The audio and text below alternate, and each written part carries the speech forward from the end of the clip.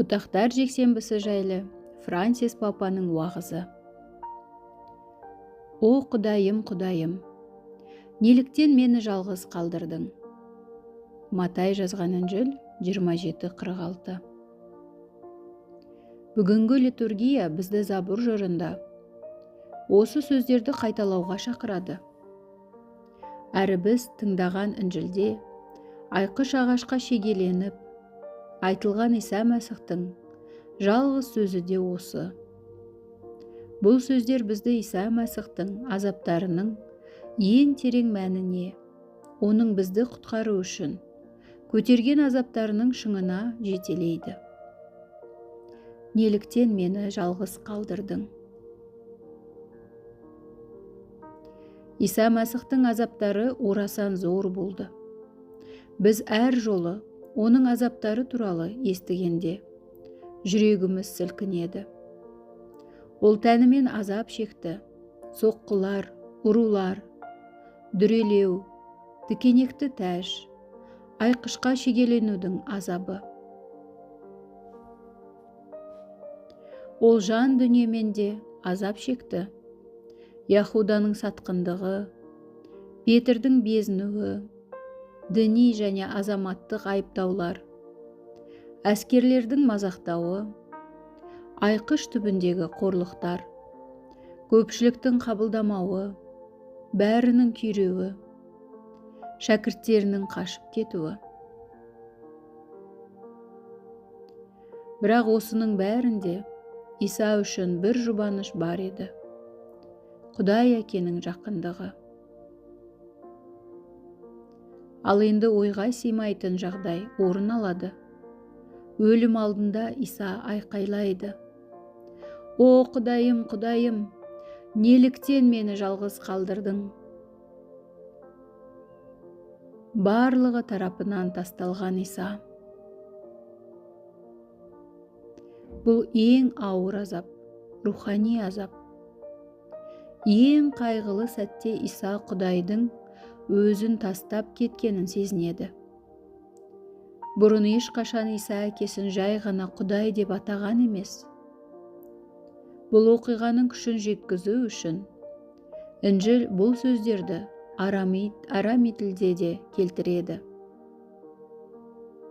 Айқышта айтылған сөздердің ішінен бізге түп нұсқа тілінде жеткен жалғыз сөз осы.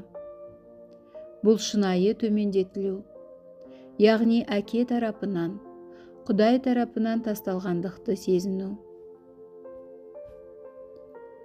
Еміз Иса бізге деген сүйіспеншіліктен соншалықты азап шекті. Оны түсіну бізге қиын. Ол жабық аспанды көріп, өмір мен өлім арасындағы ауыр шекті бастан кешіргенде бәр үміттің жоғалуын сезінеді. Ол барлық неліктен сұрақтарын біріктіретін неліктен деп айқайлайды. Құдайым, неліктен? О Құдайым, Құдайым, неліктен мені жалғыз қалдырдың? Киелі жазбада қалдыру етістігі өте ауыр мағынаға ие. Ол ең терең жараларда айтылады. Жауапсыз сүйіспеншілікте, сатқындықта, қабылданбаған балаларда, жесірлік пен жетімдікте, бұзылған некелерде, жалғыздықта, әділетсіздік пен аурудағы оқшалануда. Бір сөзбен айтқанда, адам қатынастарының ең ауыр жаларында. Сол жерде осы сөз айтылады. Қалдырылғандық. Иса Мәсіх мұның бәрін айқышқа алып шығып, әлемнің күнәсін өз мойнына алды. Ең шешуші сәтте Құдайдың жалғыз әрі сүйікті ұлы өз үшін ең жат нәрсені бастан кешірді. Құдайдан алыстау әрі жалғыздық.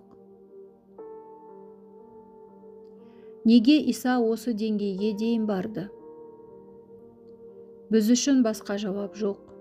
Біз үшін, бауырластарым, бүгін бұл жай ғана көрініс емес. Әр қайсымыз жалғыздықты сезінгенде, өзімізге айтайық. Иса мұны мен үшін жасаған.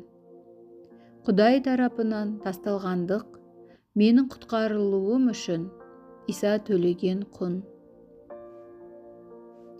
Ол әр қайсымызбен соңына дейін бірге болу үшін, бізбен толық бірлікке кіру үшін осылай етті. Ол Құдайдан тасталғандықты бастан кешірді. Біз үмітсіздікке тұтқын болмас үшін, бізбен мәңгі бірге болу үшін осыны жасаған. Иса мұны сен үшін де, мен үшін де жасады. Бұл соңғы емес, өйткені Иса сонда болды.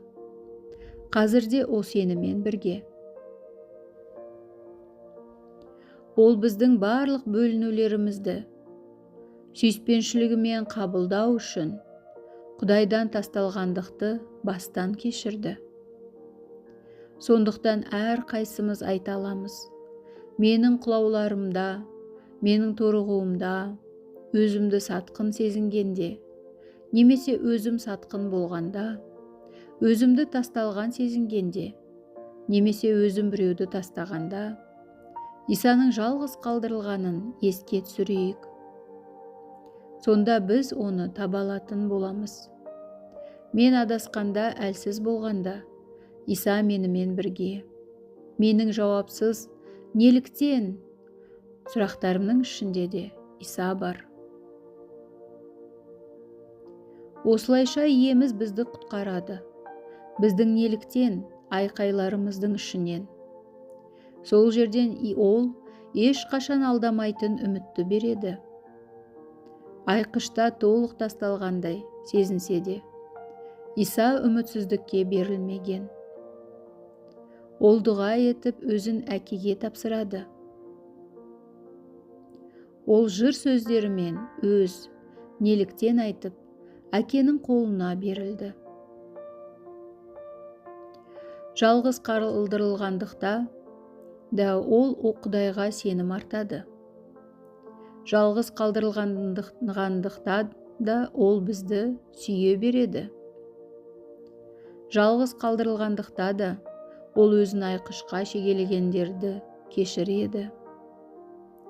Осылайша біздің барлық жамандықтарымыз одан да ұлы сүйіспеншілікке жұтылып, бөліну бірлікке айналады. Бауырластарым, мұндай сүйіспеншілік соңына дейін берілген Иса сүйіспеншілігі тас жүректерімізді тірі жүрекке айналдыра алады. Бұл мейірім, нәзіктік және жанашырлық сүйіспеншілігі. Құдайдың жолы жақындық, жанашырлық және нәзіктік. Жалғыз қалдырылған Мәсіх Иса бізді жалғыз адамдардан оны іздеуге шақырады. Өйткені олардың ішінде тек мұқтаждық емес, Иса өзі бар, жалғыз тасталған Иса. Ол әрбір тасталған адамның жанында, оның соңғы сәтіне дейін болады. Мен әулие Петр алаңындағы колоннаданың астында жалғыз қайтыс болған бір үйсіз неміс кісіні есіме аламын. Бұл Иса еді. Көптеген адамдар біздің жанымызда болуымызды қажет етеді. Көптеген адамдар тасталған. Менің өзіме де Иса жұбаныш беруі керек. Сондықтан мен оны жалғыз қалған адамдардан іздеймін. Бүгінде, бауырластарым, арамызда Исадай жалғыз тасталғандар көп. Тұтас халықтар бар. Қанауға ұшыраған тағдырға тасталған. Көшелердегі кедейлер бар. Біз олардың көзіне қараудан қорқамыз. Мигранттар бар. Біз оларды есімі бар адам емес, сан ретінде көреміз. Түрмедегілер бар. Солар мәселе деп белгіленген. Сонымен қатар, көрінбейтін тасталғандар да бар. Дүниеге келмеген балалар, жалғыз қарттар үйлерінде қалған ата-аналар, жалғыз тасталған науқастар, еленбейтін мүгедектер, ішкі бос кеңістікті сезінетін жастар. Олардың айқайын ешкім естімейді. Сол кезде олар үміт таппайды. Жалғыз қалдырылған Иса бізден жалғыз адамдарды көруді сұрайды. Біз үшін ешкім бөтен болмауы тиіс. Ешкім тағдырға тасталмауы керек. Жалғыз адамдар тірі бейнелер, Иса Мәсіхтің иконалары. Олар бізге Иса сүйіспеншілігінің күш-құдіретін еске салады. Бүгін Құдайдан мұны сұрап, дұға етейік. Жалғыз Исаға сүйіспеншілік көрсете білейік. Әрбір жалғыз адамда Исаны тани білейік. Ол бізден осы адамдар арқылы көмек сұрайды. Оның дауысы немқұрайлықтың үнсіздігінде жоғалып кетпесін. Құдай бізді ешқашан жалғыз қалдырмады. Бізде жалғыз қалғандарға қамқор болайық. Сонда ғана Иса Мәсіхтің біз үшін өзін төмендеткен сүйіспеншілігі жүрегімізде өмір сүреді.